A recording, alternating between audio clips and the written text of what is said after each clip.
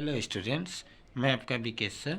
हाल ही में जो अभी अक्टूबर 2023 में जो सोशल साइंस 9 अक्टूबर को जो एग्ज़ाम हुआ था उसका क्वेश्चन पेपर मैंने अगली वीडियो में सॉल्व किया था। उसका जो है पार्ट 2, जहाँ तक मैंने 10 नंबर के बाद 11 नंबर से इस वीडियो में मैं उसका क्वेश्चन को सॉल्व करने जा रहा हूँ, तो आप इसे ध्यान से देखेंगे।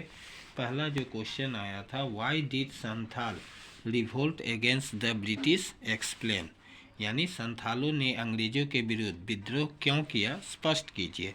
तो संथाल विद्रोह, अब देखो, संथाल के गढ़ को दमन ए कोह अथवा संथाल परगना कहा जाता था। इसका विस्तार उत्तर में बिहार के भागलपुर से दक्षिण में उड़ीसा तक, हजारीबाग से बंगाल की सीमा तक विस्तृत था। अन्य जनजातियों की तरह संथाल भी जंगलों और वनों में अपने जीवन यापन के लिए कठिन परिश्रम करते थे। अंग्रेज अधिकारी उन्हें सामान उधार लेने और फसल के समय भारी ब्याज सहित वापस करने के लिए मजबूर करते थे, जिसके कारण उन्हें महाजनों को न केवल फसल तथा अपना हल बैल, अंत में जमीन भी देने पर मजबूर होना पड़ता था। बहुत जल्दी ही वे लोग बंधुआ मजदूर बन जाते थे। इसलिए संथाल विद्रोहियों ने अंग्रेज सरकार के विरुद्ध शस्त्र उठा लिए। अब यहाँ 12 नंबर जो क्वेश्चन है, 12 नंबर क्वेश्चन है, analyse the causes of non cooperation movement. असहयोग आंदोलन के कारणों का विश्लेषण कीजिए। तो असहयोग आंदोलन, गांधी जी समझते थे कि सरकार को समर्थन देकर कोई उपयोगी काम नहीं हो सकता, इसलिए उन्होंने अंग्रेज सरकार का विद्रोह करते हुए सरकार के सामने कुछ मांगे रखी, जो कि निम्नलिखित थी। सरकार को अमृतसर की घटनाओं पर पछतावा व्यक्त करना चाहिए, तुर्की के प्रति उदार प्रवृत्ति दर्शानी चाहिए, भारतीयों को संतुष्टि के लिए सुधार की नई योजनाएं प्रारंभ करनी चाहिए।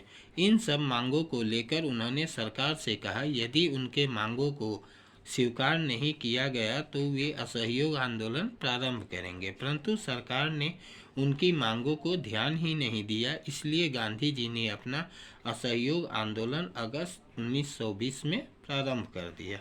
इसके बाद 13 नंबर क्वेश्चन है, discuss the ancient religious beliefs of ancient Iran. प्राचीन ईरान के धार्मिक विश्वासों की विवेचना कीजिए।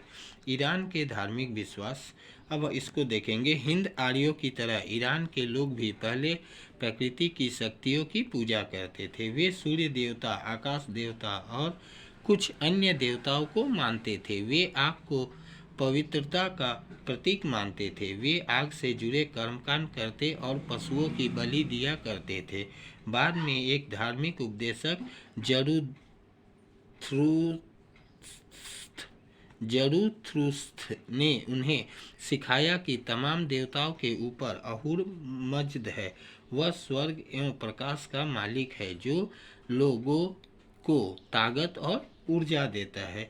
जरूथुस्त्र के मुताबिक जीवन अच्छाई यानी प्रकाश और बुराई यानी अंधकार के बीच एक सतत संघर्ष है। इसके बाद हम लोग क्वेश्चन नंबर 14 को देखेंगे। Explain 4 major factor that affect the flow of rivers drainage system. यानी नदी प्रवाह प्रणाली को प्रभावित करने वाले 4 प्रमुख कारकों की व्याख्या कीजिए। तो यहाँ व्याख्या मैंने नहीं किया है, यहाँ मैंने 4 प्रमुख कारक को लिखे हैं। नदी प्रवाह प्रणाली जिन कारकों द्वारा प्रभावित होती है वे कारक निम्नलिखित है। पहला है भूमि का ढलान, स्लोप्स ऑफ लैंड, भूवैज्ञानिक संरचना, जियोलॉजिकल स्ट्रक्चर, पानी की मात्रा, वॉल्यूम ऑफ वाटर, पानी के वेग की मात्रा, वेलोसिटी ऑफ वाटर। अभी 15वां क्वेश्चन जो है, discuss the specific feature of returning monsoon season in north India. यानी उत्तर भारत में लौटते हुए मानसून की ऋतु की प्रमुख विशेषताओं की विवेचना कीजिए। तो यहाँ मैंने 2 पॉइंट को लिखा है। भारत से लौटते मानसून की मुख्य विशेषताएं, वे देश के कुछ भागों में भारी वर्षा और अन्य भागों में अल्प वर्षा लाते हैं, ये इनका एक विशेषता है। दूसरा है, भारत में तापमान क्या होता है, जब लौटते हैं तो नीचे चला जाता है और आसमान साफ हो जाता है। तो इसी के साथ मैं यहाँ पर यह रख रहा हूँ। इसके आगे का क्वेश्चन नंबर 16 से लेकर आगे मैं अगली वीडियो में करूँगा। इसी तरह आप लोग मुझे अपना प्यार दिखाते रहें और मेरा वीडियो पसंद आए तो लाइक करके मेरा मनोबल बढ़ाते रहें। धन्यवाद।